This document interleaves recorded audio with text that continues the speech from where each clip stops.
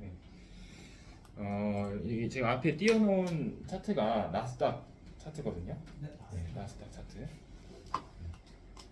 나스닥 차트인데, 네. 나스닥 차트인데 보시면 최근에 개박살 났잖아요. 많이 떨어졌거든요. 이게 주식 이 나스닥 차트, 미국 나스닥 차트 보시면 이제 고점 대비 저점이 한 38% 빠졌어요.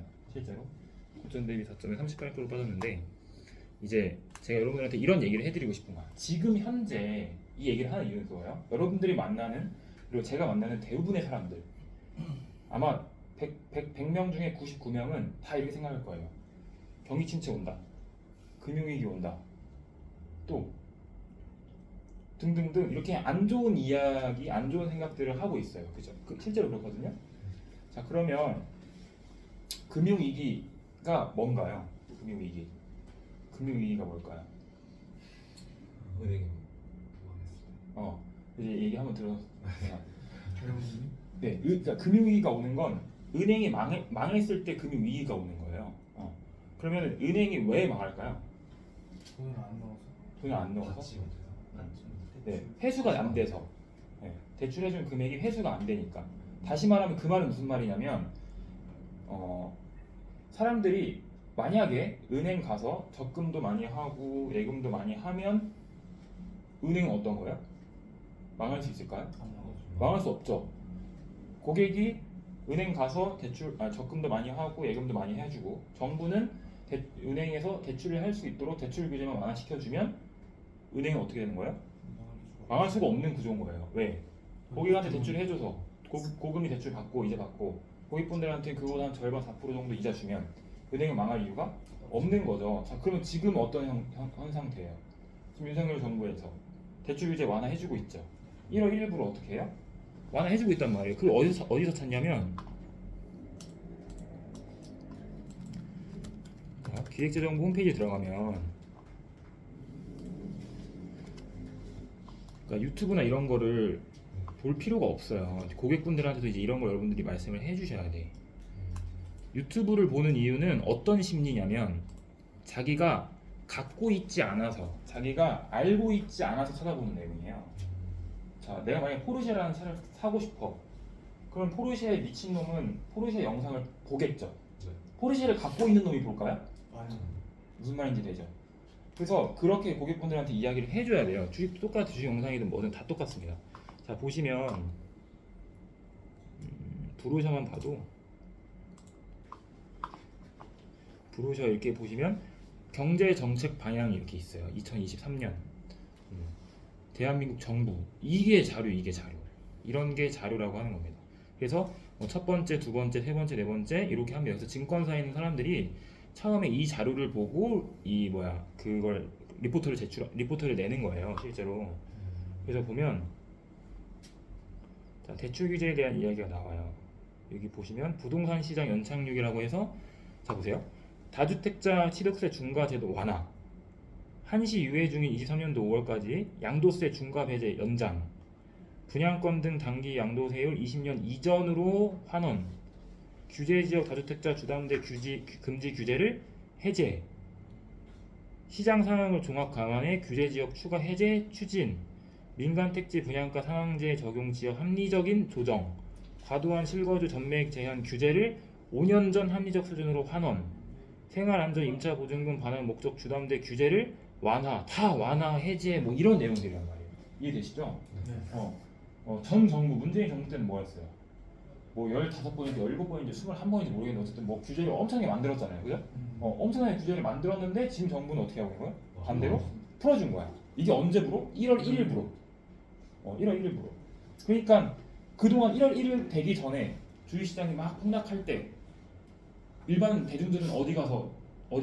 돈 들고. 은행 갔잖아요. 돈 들고. 주식시장이 폭락했을 때 일반 사람들은 주식시장에 돈 빼가지고, 또 자기가 가지고 있는 돈 들고 고금 5% 적금 특판 나온 거, 막 7%짜리 특판 나온 거 돈 들고 은행 간 거 아니에요. 그러면 그 돈들은 어디 있는 거예요 지금? 은행이 갖고 있죠. 근데 규제를 완화해주겠대, 대출 규제를. 그럼 당연히 이 돈들은 어떻게 돼 이제? 뿌려주겠죠, 대출로. 그럼 은행이 망할 수 있을까요? 금융위기가 올 수 있어요? 그래서 이거를 고객분한테 이 내용을 설명을 좀 해줘야 돼요. 왜냐하면 심리적으로 너무 고생을 많이 했거든요. 거의 1년 뭐 반 이상을 주식시장이 막 폭락하고요. 급격하게 부동산 가격이 막 하락하니까 이 사람들은 패닉이 오는 거예요. 공황장애가 실제로 온단 말이에요. 그러니까 그런 상태에서 내가 뭔가를 새롭게 투자를 하고 새롭게 저축을 한다는 것 자체가 두려운 거예요. 그래서 그 심리적인 부분들을 설명을 해줄 필요가 있는 거예요. 지금은 금융위기 시기가 아니다. 뭐 언제나 오겠지. 근데 지금은 아니다라는 거예요. 그래서 그런 부분들을 좀 설명을 해주면 도움이 될 거예요. 그래서 그런 얘기들. 자, 그러면 지금은 이제 어떤 시기냐? 지금은 만약에 100억이라는 자산가가 있다. 근데 그 100억의 자산가가 내가 1조라는 자산가가 있어. 그럼 내가 100억 정도 널 빌려줄게. 아유, 감사합니다 하고서는 다 빌려가지고 지금 다 투자를 해야 할 시기예요. 사실. 왜 그럴까요? 많은 줄을 할 수 있어서. 뭐 자산 가치가 하락했으니까. 그죠? 쉽게 얘기해서. 자, 그러면 부동산을 하는 게 유리할까요? 주식을 하는 게 유리할까요? 왜? 여기 부동산? 적절하게? 여기 주식? 지붕이 주식, 부동산. 자, 우리가 과거를 조금 비교해 보면 쉬워요. 자, 어떻게 비교할 수 있냐면, 자, 네이버에 실러 케이스라고 검색을 하시면 돼요. 그럼 이제 여기 보시면 미국 주택 가격 지수가 나옵니다. 그럼 미국 주택 가격 지수는 우리나라 주택 가격 지수랑 거의 동일합니다. 그래서 실제로 이걸 따라가게 되는데, 우리가 이제 알고 있는 것처럼 07년도, 08년도에 무슨 일이 있었어요? 미국 금융위기, 서브프라임 모기지. 자, 서브프라임 모기지가 07년 말에 터지면서 08년, 09년도 대략 09년 1월까지 주가 하락을 합니다. 부동산 가격도 이때까지 하락을 해요. 자, 그러면 여기서 한번 보세요. 이거 부동산 가격 지수입니다. 대략 2009년부터 2000 대략 한 13년도까지 부동산 가격은 어때요? 정체죠. 자, 그럼 부동산을 지금 하는 게 유리해요? 아니에요. 지금 우리가 어디 시기에 있어요? 네, 지금 주식으로 하면 예를 들면 네, 많이 떨어져 있죠. 주식이 많이 떨어져 있는 시기, 부동산이 많이 떨어져 있는 시기가 지금 딱 이 시기란 말이에요. 지금 이 시기에 있단 말이에요. 그럼 여기서 부동산 투자하는 게 좋을까요? 네. 그렇지 않습니다. 반대로 주식은 2009년부터 볼게요. 주식은 반대로 2009년도 여기에요. 2009년도부터 2013년도까지 전고점을 뚫고 올라옵니다. 자, 주식과 부동산의 차이가 이런 거예요. 지금 부동산에 들어간다는 건 미친 짓이에요. 자산 가치가 단순히 하락했다라고 하는 이유만으로 부동산 시장에 지금 투입한다? 이거는 내가 그냥 100% 현금을 보유하고 있는 사람 입장에서는 가능합니다. 대출을 끼지 않고. 그런데 만약에 내가 레버리지를 이용해서 대출을 통해서 그 부동산을 산다는 사람 입장에서는 이건 미친 짓이에요. 그럼 어떤 게 현명한 거냐? 주식 시장을 활용을 해야 되는 거예요. 왜 그럴까요? 부동산을 투자하는 사람들은 어떤 사람이에요? 내가 오늘 비트코인처럼 오늘 넣었다가 내일 빠져야지. 돼요, 안 돼요? 안 되죠. 그럼 파는 것도 어떻게 팔리는 줄 아세요? 사는 사람이 있어요. 네, 똑같아요. 팔리는 것도 이때쯤에 이렇게 내놓는 거예요. 내놓는데 안 팔려. 왜? 부동산 사람들이 내놓는다는 건 무슨 말이냐면 사는 사람이 없다는 소리예요. 그러니까 이걸 좀 시장에 대해서 좀 이해할 필요가 있어요. 없다는 뜻이에요. 살 사람이 거의 없다. 그러니까 안 팔리는 거예요. 그러면은 주식시장은 반대로 어떻다? 주식시장은 갑자기 하락하면 어떻게 될까요? 네, 끌어올려줘요. 왜 그럴까요? 네. 그렇죠. 그러니까 뭐냐면 자산 가치가 하락했다라고 하는 이유만으로 부동산에 지금 투입된다는 건 사실 이건 말도 안 되는 거다. 그러면 여기서 보시는 것처럼 09년도부터 실제로 올라갔단 말이에요. 주식시장은 우리가 알고 있는 이때 어떤 게 딱 나왔어요? 회사, 대표적인 회사 딱 떴던 회사 뭐가 있을까요? 08년, 09년도에 뭐가 나왔어요? 뭐가? 스마트폰이 나왔죠.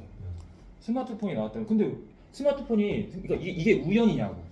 주식시장이 이렇게 하락한 시기에 왜 애플이라고 하는 회사에 스마트폰이라는 걸 출시했을까요? 이게 우연일까요? 그러니까 여러분들이 고객분한테 이런 걸 좀 설명해 줄 필요가 있는 거예요. 예를 들어서 95년도부터 00년도까지 무슨 시대? IT 닷컴 버블 시대. IT 닷컴 버블 시대의 대표적인 회사가 누구예요? 마이크로소프트입니다. 그래서 윈도우 96, 윈도우 97이 생겨요. 실제로 그때 주식이 고점을 찍고 미친 듯이 하락합니다. 그때 마이크로소프트에서 윈도우 실제로 시스템이 나와요. 왜 주식이 하락하는 시기에 산업 구조가 항상 이렇게 바뀔까요? 또 예를 들어볼까요? 코로나 시대에 2020년도 시대에 코로나 주가가 폭락했죠. 그때 마이너스 32% 하락합니다. 그 나스닥이 마이너스 32% 하락하는데 그때 이제 무슨 시대로 바뀌었어요? 네. 뭐 AI도 AI지만 가장 대표적인 거 전기차 시대로 바뀝니다. 아. 우리가 교과서에서만 보던 전기차가 굴러가는 그런 전기차 모양만 했던 그 차가 실제로 테슬라라고 하는 기업이 갑자기 뜨면서 엄청나게 전기차가 상용화되기 시작합니다. 이렇게 항상 자산 가치가 폭락하는 시기에는 산업 구조가 바뀌어요. 이게 거시적인 관점이에요. 이걸 이제 고객분들한테 설명을 해줄 수 있어야 돼요.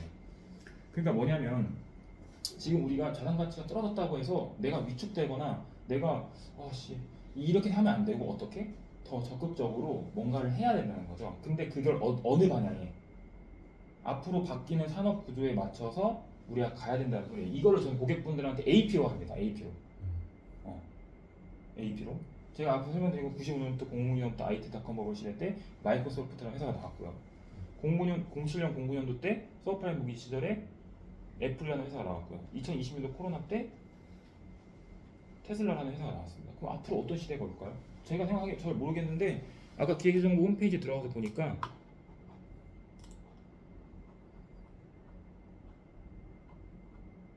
이런 게 있대요.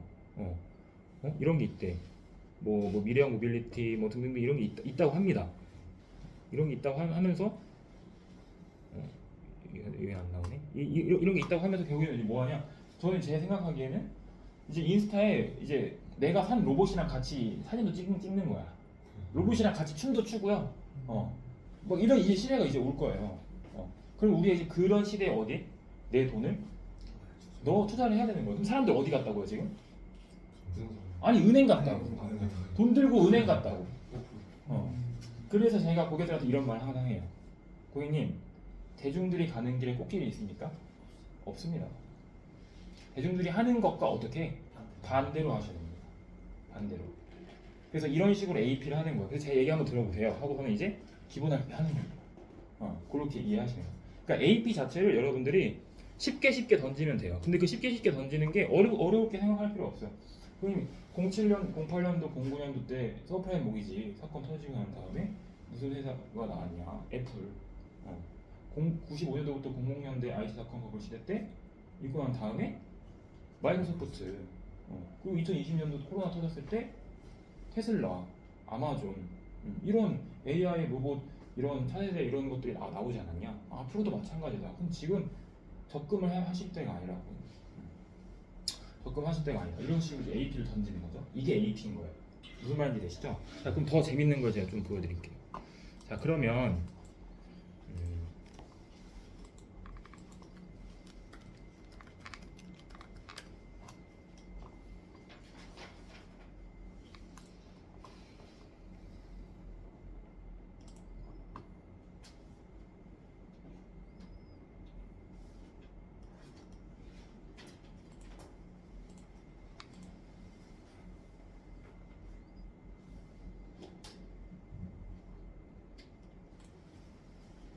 제가 여러분한테 보여드리는 자료들은 언제든지 얼마든지 여러분들이 다 확인이 가능한 자료들이잖아요.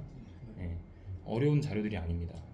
여기 보시면 자 최근에 주가가 이렇게 막 떨어졌단 말이에요. 뭐가 올라가니까? 네, 달러 지수입니다. 달러 지수. 자, 달러가 올라가니까 주가가 막 떨어졌어요. 자, 그럼 제가 한번 여쭤볼게요. 자, 달러가 오르면 주가는 떨어지나요? 어떨 것 같아요? 네. 떨어질 것 같아요. 떨어진다. 떨어질 것 같아요. 떨어진다. 저는 모르겠습니다. 모르겠습니다. 알겠습니다. 그렇지 않습니다. 자, 그 떨어진다라는 걸 누구한테 들었어요, 여러분? 누구한테 들었죠? 뉴스에서? 유튜브에서? 네. 이게 여러분들이 이게 중요한 거예요. 달러가 오른다고 해서 주가가 떨어지지 않습니다. 제가 한번 증명해 볼까요? 자, 이번에 달러가 이렇게 올랐을 때처럼 과거 2014년도, 2015년, 16년도에 달러가 급하게 상승했던 적이 있어요. 자, 이 시기 때 미국 주식이 어떻게 되는지 한번 확인해 볼게요.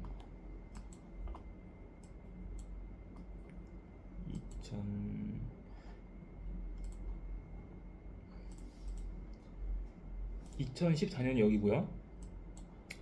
2016년 여기입니다. 자, 여기 나스닥이 3,600이고요. 여기 나스닥이 4,700입니다. 떨어졌나요? 올랐나요? 올랐죠. 이거 어떻게 설명할 거야? 그러면은 비슷하게 부동산도 이 시기 때 어떻게 됐을까요? 2014년도부터 2016년도입니다. 아까 제가 보여드렸죠. 2014년도부터 대략 2014년도부터 2016년도에 올랐죠. 달러가 오른다고 해서 자산 가치가 하락하는 게 아니네. 그러면 이걸 자꾸 주장하는 사람들이 어디 나와요 지금? 유튜브 나오죠. 왜 나올까요? 결과로 이게 우연일까요? 나와서 자꾸 뭐예요? 얘기해요? 부정적으로만 얘기하잖아. 부동산 더 하락할 겁니다. 큰일 났습니다. 역대급 위기가 옵니다. 앞으로 끝났습니다, 여러분. 그러면 지가 사는 집 좀 팔아라 그래. 그럼 다 팔고 나가야지, 맞잖아요. 집도 팔고, 다 팔. 어떻게 회사에 나와서 일은 어떻게 해? 맞잖아요. 저는 제가 세상에 제일 싫어하는 사람들이 비관론자들을 싫어해요. 왜냐면 비관론자들의 이 얘기하는 내용을 잘 듣다 보면 뭐냐면 자기는 제외돼 있어. 본인에 대한 이야기는 다 제외돼 있습니다. 그리고 부정적인 이야기들만 다 갖다 붙여서 이야기를 해요. 자, 2014년도부터 2016년도까지 실제로 상승합니다. 부동산도 상승하죠. 그러면 그때랑 지금이랑 뭐가 다르냐? 공부 잘하는 친구들이 여러 가지 특징이 있지만 제가 이제 찾았던 특징 중에 뭐가 있냐? 남들이 뭘 하는지 자꾸 봅니다. 얘는 뭘 하네? 쟤는 뭐 하네? 얘는 뭐 하네? 이런 식으로 좀 보는 경향이 있어요. 투자 이런 것도 다 똑같아요. 주식도 부동산도 필요합니다. 그러니까 무슨 말이냐면, 자, 지금 최근에 주식이 이렇게 많이 하락을 했는데 많이 하락하는 시기 때 전 세계가 다 하락했으면 뭐예요, 이게? 이거 금융위기에 가까운 거예요. 또는 경기 침체. 근데 전 세계가 다 하락했을까요? 그럼 어디는 하락을 했고 어디는 하락을 안 했겠죠? 그럼 어디는 하락을 안 했을까요? 개발도상국 비슷해요. 대단하시죠? 자, 예를 들어 한번 볼게요. 인도 한번 볼까요? 인도. 자, 인도 어때요? 떨어진 게 있나요? 없죠. 나스닥은 개박살 나가지고 우리나라 막 여기서 막 이게 대한민국 이게 북한인지 남한인지 모르겠는데 이러고 있고 인도는 이러고 있습니다. 자, 인도는 떨어진 게 없어요. 인도가 우리나라보다 잘 사나요? 미국보다 잘 사나요? 독일보다 잘 사나요? 그렇지 않은데 안 떨어졌죠. 자, 인도네시아 한번 볼까요?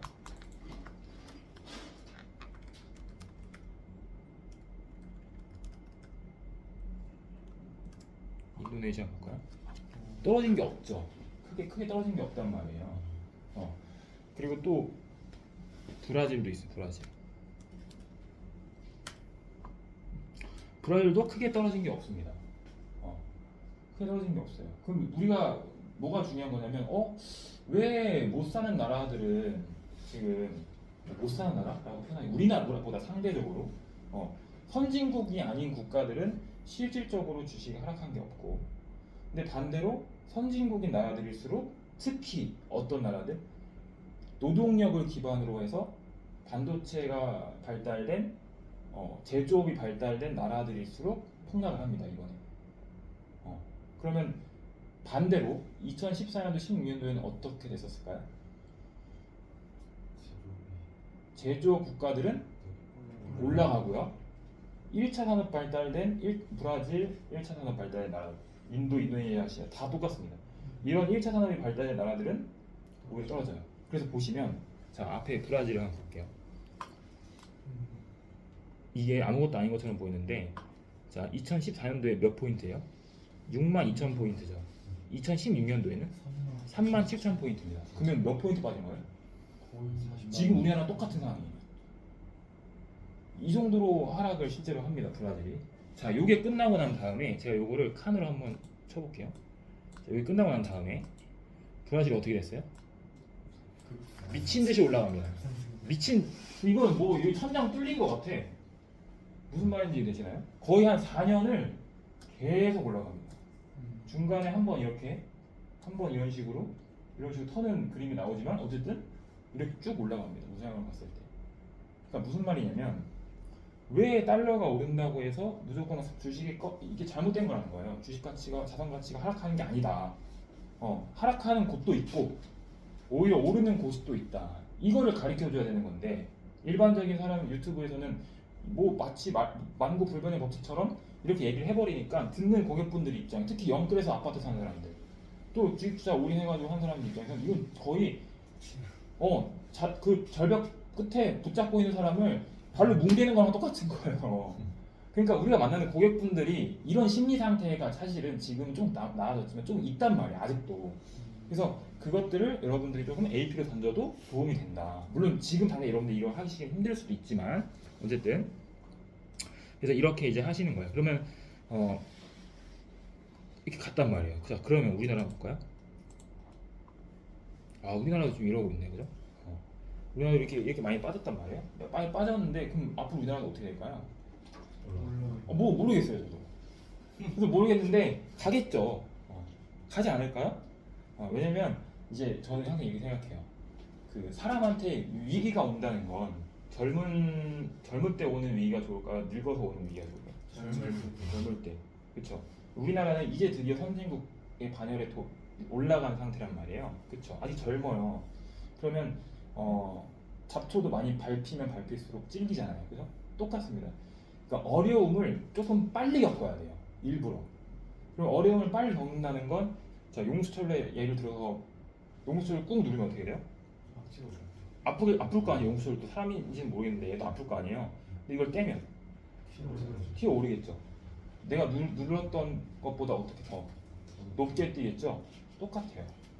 그래서 여러분들이 중요하게 보셔야 되는 건 뭐냐면, 지금 내가 부동산에 들어갈까? 주식에 들어갈까? 이런 생각보다는, 또는 앞으로 우리 고객분들한테 주식에 들어갈까? 이런 것보다는 현재 이런 상태이기 때문에 요게 조금 더 현명하고, 그리고 이렇게 우리가 좀 바라봐야 된다라는 거예요. 특별한 이야기를 하지 않더라도 그냥 아까 제가 설명드렸던 00년도, 95년도 00년도 IT닷컴 버블 시대, 07년, 08년도 그 서브프라임 모기지, 또 2020년도 코로나 때 이거 AP 해주시고, 또 달러가 오른다고 해서 주가가 무조건 떨어지고 자산 가치가 하락하는 게 아니다 라는 것만 반증시켜주면 돼요. 그리고 또 어떤 이야기를 제 고객분들한테 많이 해줬었냐면, 달러가 막 오르니까 어떤 생각을 해요? 외국인이 돈 빠져나간다, 외국인들이 돈을 들고 나간다, 이런 이야기를 뉴스에서도 많이 하고 유튜브에서 합니다. 자, 어떻게 생각하세요? 달러가 오르면 외국인들이 돈을 들고 나갈까요? 보편적으로 그런데 보편적으로 그렇다. 이거 아니야. 이게 맞으면? 97년도 우리나라 IMF 때 외국인이 돈 들고 나갔죠. 네. 그렇죠. 자, 시몬이 달러가 오르면 외국인들이 빠져나간다. 안 나갈 안 나갈 것 같아? 이유는? 이유를 물어봐야겠다. 잘하는 건 아니지만 달러 가치가 올라 있을 때 외국인들 입장에서 좀 유리한 상황이 아닌가. 뭐가 왜 유리한지는 저는 잘 모르겠지만 그냥 유리할 것 같습니다. 유리할 그들에게. 오케이. 상황이면 나간다는 말이 무슨 뜻이지? 외국인들이 돈을 뺀다는 거죠. 그러니까 우리 IMF 때 IMF 시절에 그 달러가 막 오르니까 외국인들 자본이 빠져나갔잖아요. 우리나라. 네. 그걸 이야기하는 거야. 달러가 오르면 외국인 자본이 빠져나가는 건지. 왜냐면 뉴스나 이런 데서 자꾸 그런 얘기를 하니까. 아니신 것 같고. 저도 아닌 것 같습니다. 이유가 뭐죠? 제가 생각해요. 네. 달러 가치가 오르는데, 그러니까 외국인들이 만약에 한국 자본에다 투자를 하고 나서 뭐 이제 달러가 오르면 금리도 미국 쪽으로 오르니까 뺀다고 그럴 수도 있다고 생각하는데 그게 너무나도 정설처럼 내려오는 건 좀 아니에요. 정설처럼 내려온 건 아닌 것 같다. 저는 그냥 개인적인 생각인데 네. 그냥 다른 곳에 투자할 것이 좀 다른 시장이 좀 더 열려 있으면 그쪽으로 갔는데 우연하게 그렇게 된 게 아닌가 그런 생각도 해봅니다. 우연하게 된다. 이렇게 뭐, 네, 좋아요. 근데 이제 대부분의 고객분들이 달러가 오르면 외국인들이 빠져나간다라고 생각해요. 왜냐하면 IMF를 겪어본 우리 부모님 세대분들은 달러가 오르는 것 자체에 대한 공포심이 굉장히 큽니다. 실제로 그걸 보면서 우리는 자랐기 때문에 달러가 오르면 큰일 났구나. 국가가 망할 수도 있겠다. 외환 위기가 올 수 있겠다. 외환 위기라는 게 결국엔 외국인 돈이 빠져나간다는 소리니까 외환 위기가 올 수도 있겠다 얘기를 해요. 그럼 우리나라에서 외국인 돈이 가장 많은 곳이 어디예요? 명동? 우리나라에서 명동. 어디? 여의도 아닌 명동인 것 같습니다. 여의도 명동. 오케이 또 강남, 잠실. 잠실, 부산? 어딜까요? 지역을 이야기하는 건 아니에요. 지금 지역을 이야기하는 건 아니에요. 주시장은 맞고요. 그 금융지주사예요. 금융지주사. 자, 은행, 증권사, 보험사를 다 가지고 있는 금융지주사잖아요. 금융지주사의 외국인 자본 비율을 보면 외국인들이 돈 들고 나가는구나 안 들고 나가는 걸 알 수 있어요. 그러니까 이렇게 간단하게 얘기해줄 수 있는 얘기를 유튜브에서 자꾸 이런 쓰잘데기 없는 얘기를 많이 합니다 사람들이. 그러니까 저는 유튜브를 안 합니다. 그런 멍멍이 소리 듣고 싶지 않아요. 저희 본부장님 오히려 본부장님한테 찾아가면 돼요. 본부장님한테. 자 일단 보시면 자 일단은 지금 이 신한지주라는 회사죠. 저희 회사죠. 저희 신한금융그룹 회사인데 보시면 이 회사에 외국인이 살 수 있는 한도 주식수가 총 5억 878만 4,869주입니다. 그죠? 이 중에 외국인이 실제로 보유하고 있는 주식수가 얼마예요? 3억 2,325만 주죠. 대략 외국인 보유율이 몇 프로? 63%인데 옆에 뭐라고 되어 있어요? 소진율이라고 되어 있죠. 소진율은 보유율과 같은 말입니다. 여기 보시면 외국인 소진율이란 외국인 보유 주식수를 외국인 한도 주식수로 나눈 값이다. 일반적인 경우에 외국인 한도 주식수와 상장 주식수가 같아서 외국인 소진율과 보유율은 동일하지만 동일하다 안 동일하다? 동일하다. 단 한국전력과 같은 국가 기관 산업은 별도. 왜냐면 한국전력을 외국인이 50% 이상 하면 어때요? 그되는 거예요 그때부터. 전기세를 막 그냥 올리는 20만원씩 올려 그냥. 그 우리는 개인들도 힘든데 공장을 운영하는 기업들 입장은 어때요? 끝나는 거예요 그냥. 그래서 어쨌든 그런 국가 기관 산업을 제외하고는 어떻다? 똑같은 말이다. 소진율은 보유가. 그러면 63%면 많죠. 네. 이렇게 수치화시키면 너무 쉬운 거예요. 또 KB 3대 금융지주가 신한, KB, 하나은행이에요. 하나금융지주 이렇게 3개. 두 번째 K 몇이에요? 3%. 엄청 높죠. 하나금융지주 71%입니다. 이런 금융지주사들이 외국인 지분율 자체가 70%가 넘고 60%가 넘는데 원달러 환율이 오른다고 해서 외국인 돈 빨리 나간다? 아니라는. 그럼 그럼 이제 우리가 뭘 알 수 있을까요? 일반적으로 금융위기 때는 그랬잖아. 그럼 지금 뭐가 다르지? 이게 포인트인 거예요. 지금 뭐가 다를까요? 그럼 누군가는 달러를 올린 거 아니에요? 누군가는 달러를 올린 거 아니에요? 그러니까 누군가는 달러를 샀으니까, 누군가는 달러로 환전을 했으니까, 국내에 있는 돈을 가지고 외국 달러로 환전을 하고 갖고 나간 거 아니에요? 그럼 그게 누구냐고? 그게 누굴까요? 일단 외국인은 아니라는 소리네. 물론 일부 외국인들이 있겠지만, 일부 있겠지만,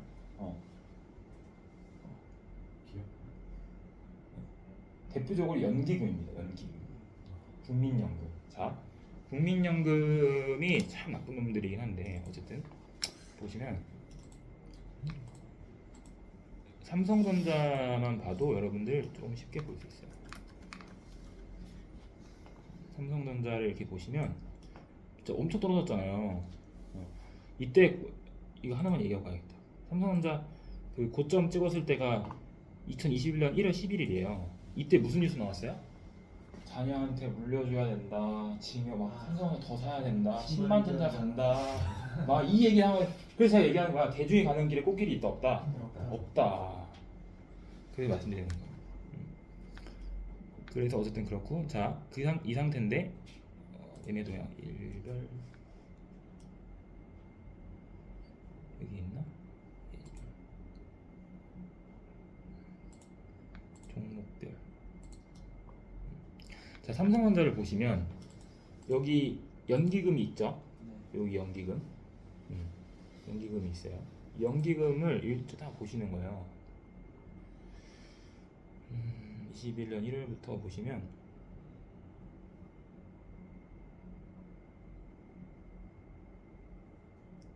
여기서부터 좀 봐도 되겠다. 20년도부터 삼성전자가 막 주가가 오르기 시작한 시점부터 어때? 연기금의 포지션 보세요. 연기금의 포지션.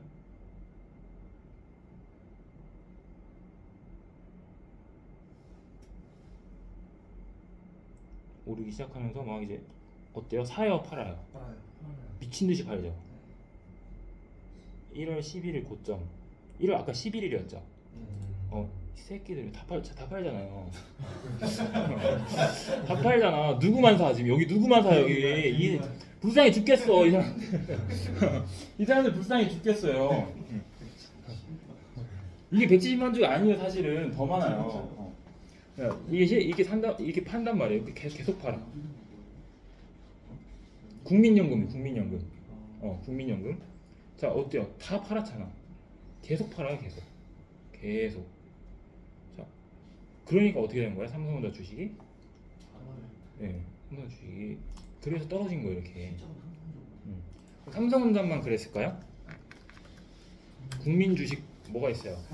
카카오도 개박살 났잖아요, 그죠? 네이버 카카오도 똑같 그쵸? 네이버도 똑같습니다. 카카오, 네이버 다 똑같아요. 40만 네이버도 이게 주식 잘 모르는데 이게 네이버 이렇게 친다고 안 나와요? 네이버 치면 알파 영어로 쳐야 돼요. 카카오, 네이버도 다 똑같습니다. 이렇게 막 하락해요. 46만 원까지 가던 주식이 15만 원까지 하락합니다. 코로나 때 가격으로 하락해요. 코로나 때 가격으로. 자 이렇게 이 누가 팔았다고 이걸 다? 연기금이 다 팔았다고요. 그럼 연기금이 팔아서 어떻게 한 거야? 달러로 환전을 하니까 달러가 올라가기 시작한 거야. 무슨 말인지 되시죠? 달러를 올린 주범은 누구야? 국민연금, 우리나라라고요. 우리나라가 올리고 우리나라 주식 떨어뜨리고 그리고 욕은 외국인한테 욕하고 어떻게 포장해서 국민들 입장에서 외국인 개식 막 이렇게 하게 되고 이게 된 거예요. 그래서 그러니까 이런 거지. 외국인이 이제 돈을 들고 와서 예를 들어서 이제 우리 성함이 어떻게 되시죠? 유용준. 용준 FC님이 10억 정도 돈이 있으세요. 그래서 일본에다 주식을, 미국에다 주식을 사고 싶은 거야. 그럼 미국 주식 살 때 우리나라 돈으로 사나요? 아니요. 어떻게 해요? 달러로 환전을 하죠. 네. 그 달러 환전을 이야기하는 거지 지금.